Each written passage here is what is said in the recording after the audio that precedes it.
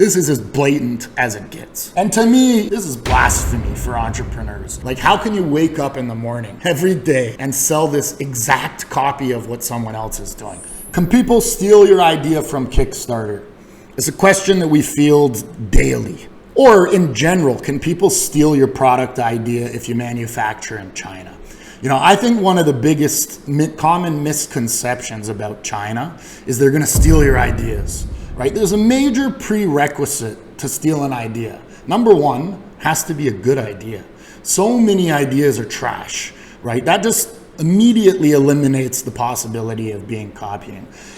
But more importantly, number two, is you need to be making money, right? I don't care how good your idea is. Nobody wants to steal a broke idea, right? If you look in China at the products that have been copied the most, Dre beats the headphones, right now owned obviously by Apple. Louis Vuitton purses, cheap knockoff watches that you find on Canal Street in New York. Why do people copy those? Because they're making bank.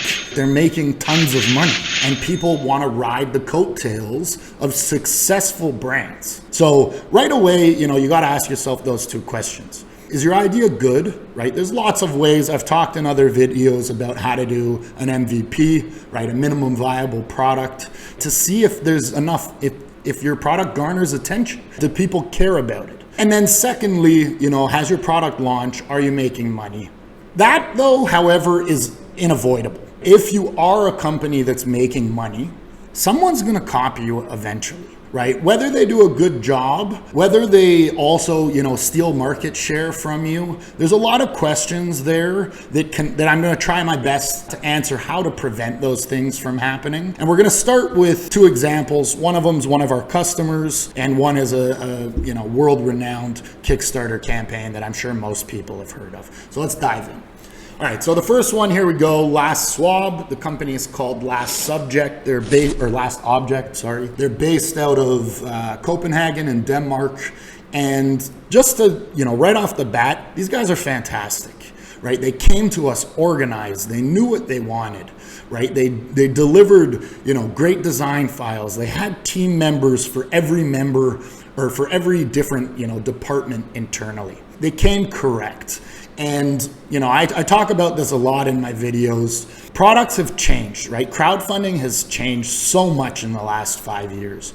It went from you throw up a shoddy video and raise a couple $100,000 to, if you don't have a team, if you don't do all of the things necessary to launch a successful Kickstarter campaign, it's just not happening anymore. There's not tons of organic traffic flowing to your campaign. You need an ad spend. There's exceptions, but for the most part, you need to drive traffic to your own campaign. And they've obviously done that, right? Look, they did on this campaign and their other campaigns, they've raised millions of dollars and they've become quite a successful brand. And so the main difference I want to get, people to look at, again, look at their website. It speaks volumes. They tell a story, which we'll come back to later. They have multiple products, great aesthetics, just a well-run team, right? And when you look at Amazon, the top, when you search Last Swab, the top is their stuff, right? They used their preparation to create a good brand that had longevity. And so sure, are there copycats? I guarantee there are. I don't even know if I'd call that. Here we go. This is literally a copycat. Look at the packaging. The packaging is the same shape. The aesthetic is trying to be the same. The design is the same. Like, this is as blatant as it gets. And to me, this is blasphemy for entrepreneurs. Like, how can you wake up in the morning every day and sell this exact copy of what someone else is doing? I certainly couldn't do it, but that doesn't change the fact that it's going to happen, right? So how did they do it? They probably bought Last Object. They probably bought that product, reverse engineered it, and made their own, right? That part's not that hard. But because of the things that Last Object did to prepare properly, I think they're doing just fine. And the copies are blatant. It's their space. They own that space on Amazon. Nobody's bothering them. In contrast, let's take a look at this, right? So this isn't one of our customers. This is an article I wrote that got a lot of both positive and negative feedback across a few platforms. excuse my French, Fidget Cube, how a $6.5 million Kickstarter campaign fucked up. So, you know, this is all hearsay. I obviously don't know these guys, and in a lot of ways, they did a great job, right? My article, which I'll post in the link, goes on to say that they made mistakes, and because of that, China had their product the second it was successful, which makes it so easy to copy, right? Because you don't even need to wait. My guess is that initially they sent their design files to somewhat of a trading company. Probably didn't have their own facilities, without a factory, right? This is what most people do. This is another common misconception. Alibaba is mostly trading companies, right? They don't add a lot of value. They probably have a few English-speaking staff to make you comfortable, but then they're farming out your product to other companies, to other factories, to people with facilities, right? So I'm guessing that design file got sent to 20 factories. Then each of them hear about Fidget Cube, right? Everybody heard about Fidget Cube.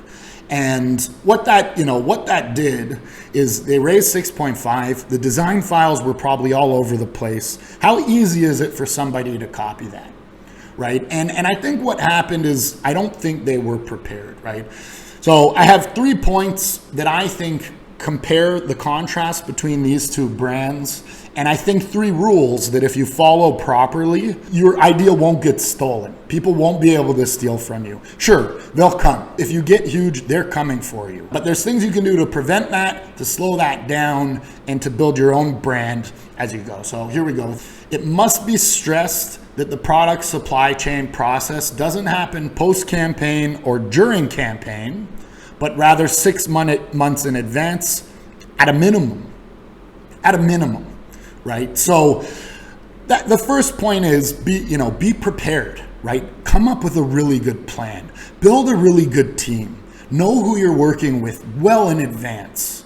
Don't release all your files, right? Don't get stuck in a position where you're trying to tie up loose ends during or post campaign because you weren't prepared enough. Because it will force you to make decisions you won't be happy with. It will force you to make decisions that get your design files in the hands of people that might want to copy your idea if you're successful.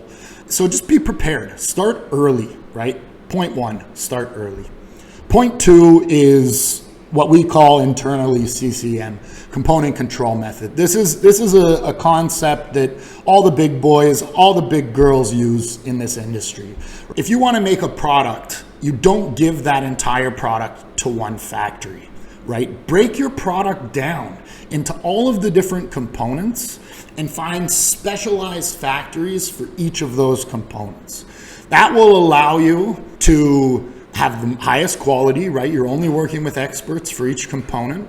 It will allow your price to be cheaper because less grubby fingers in the pie trying to get a cut or extra margin on components they're not involved with, which will kind of offset high quality premium components. The higher cost of those two kind of offset each other. And third, and arguably most importantly, at least certainly most importantly for this video, how do you make someone not steal? By using the component control method, your IP is protected. The factories only see the one component they're working on. They don't see the big picture, and they don't want to. They make their best margins on the thing they do well too.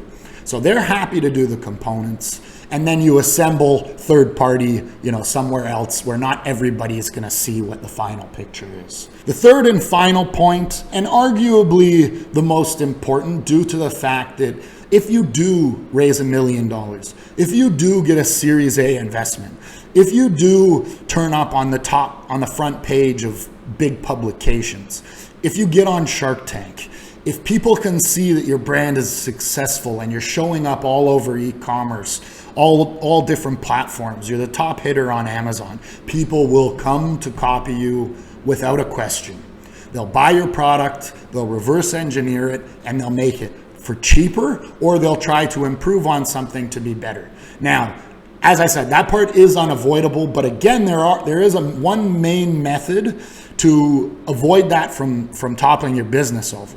If you do points 1 and 2, which is prepare for your product launch 6 months in advance minimum, and 2, you use a method similar to component control method, it will give you what we like to call a runway, right? Nobody can copy your idea because they have to start from scratch, right? They don't have your design files. They don't have your product until you ship. So they can't start till you ship. And if they do that, right, it's going to take them 4 to 6 months to design, to develop, right? Well, let's start from the scratch, to break it down, to reverse engineer it, to design it, to develop it, to open the toolings, right? Toolings alone can take minimum 30 days for plastic injection. You know, you could be talking a couple months alone just for tooling. So I like to think that it gives you a 4 to 6 month runway. What are you doing in that time, right? From the day you ship until much later on, what are you doing? And this is the third point, and arguably the most important, is your brand identity, right? What story are you telling? Let's take a look back at last Swab, at their website. You know, you look, you know, you buy as many as 500 billion single-use cotton swabs are used every year, right? They're building it up. They're telling a story. By buying this, you just save the planet from 1,000 single-use cotton swabs, right? They have their proof here of everywhere they've been featured, their different products. It's just very tight, right? It's very tightly knit. Everything makes sense. There's a great story. So they used that runway, the head start that they had, to build a brand by telling this story, which allowed them to cement themselves as the go-to. And when you look at, last Swab, you can see they're clearly the go-to brand when it comes to reusable cotton swabs, now cotton rounds, and different SKUs that they have. Comparatively, Fidget Cube, you search it. I mean, Fidget Cube's not on Amazon. Sure, that could be on purpose. Obviously it is. But look at all these different brands, right? What's the story? The story is that there's a bunch of garbage, frankly. Right?